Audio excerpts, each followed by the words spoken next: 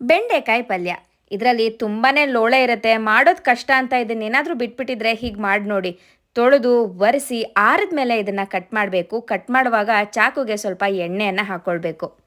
ಹೀಗೆ ಮಾಡೋದ್ರಿಂದ ಬೆಂಡೆಕಾಯಿ ಹೆಚ್ಚಲಿಕ್ಕೆ ತುಂಬಾ ಈಸಿ ಆಗತ್ತೆ.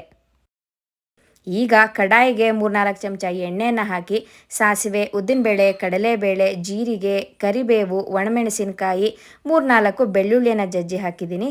ಹಾಗೆ ಸಣ್ಣಗೆ ಹೆಚ್ಚಿಟ್ಕೊಂಡಿರುವಂಥ ಈರುಳ್ಳಿ ಇಷ್ಟನ್ನು ಹಾಕಿ ಬಾಡಿಸಿ ಈಗ ಇದಕ್ಕೆ ಬೆಂಡೆಕಾಯನ್ನು ಹಾಕ್ತಾಯಿದ್ದೀನಿ. ಹೈ ಫ್ಲೇಮಲ್ಲಿ ಬೆಂಡೆಕಾಯನ್ನು ಹುರ್ಕೊಳ್ಬೇಕು.